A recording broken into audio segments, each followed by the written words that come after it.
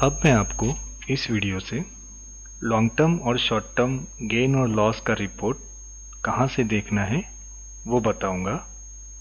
तो long term और short term gain और लॉस का रिपोर्ट देखने के लिए आपको गेटवे ऑफ टैली मेनू पे डिस्प्ले वाले ऑप्शन में जाना है। फिर उसके बाद short long term reports new ये वाले ऑप्शन में जाना है। फिर उसके बाद ये रिपोर्ट्स के अंदर में शॉर्ट टर्म गेन और लॉस देखने के लिए शॉर्ट टर्म गेन और लॉस में जाना है और लॉन्ग टर्म गेन और लॉस देखने के लिए लॉन्ग टर्म गेन और लॉस में जाना है। तो हम सबसे पहले देखते हैं शॉर्ट टर्म गेन और लॉस। ये रिपोर्ट ओपन हो गई। F2 बटन दबा के आपको रिपोर्ट की पीरियड देनी है।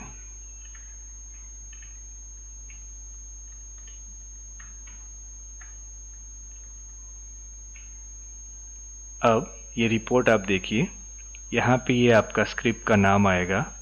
ये डेट है, परचेज डेट 1/4/2020 को परचेज की है। ये परचेज क्वांटिटी है, ये परचेज रेट है और ये परचेज अमाउंट है। उसके बाद यहाँ से स्टार्ट होगा सेल्स की डिटेल। ये 1 जुलाई 2020 को सेल्स हुआ है, 500 पीस सेल की है। ये 1300 रुपये के रेट से सेल्स हुआ है, तो ये सेल्स अमाउंट है। यहाँ पे ये परचेज अमाउंट है, जैसे ये 5 लाख परचेज अमाउंट है, 6,50,000 रुपया सेल्स अमाउंट है। तो ये दोनों का डिफरेंस यानी ये 1.5 लाख रुपया आपको प्रॉफिट हुआ है ये वाले सेल्स में। और ये वाला सेल्स शॉर्ट टर्म में इसलिए है क्योंकि 1 जुलाई 2020 को आपने जो माल बेचा था वो 1/4/2020 को आपने परचेज किया था। तो इन दोनों के बीच के डेज का डिफरेंस 91 डेज आ रहा है, इसलिए ये शॉर्ट टर्म है। तो इस तरह से आपको ट्रांजैक्शन वाइज प्रॉफिट मिलेगा।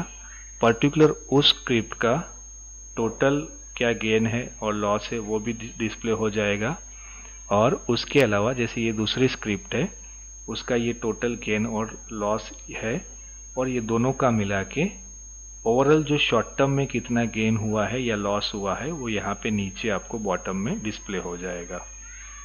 तो यहाँ से आपको इस तरह से शॉर्ट टर्म गेन और लॉस का रिपोर्ट मिलता है।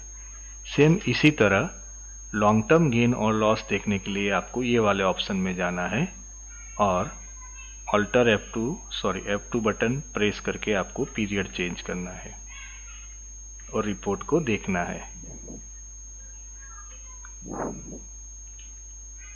तो ये लॉन्ग टर्म गेन और लॉस की रिपोर्ट ओपन हो गई।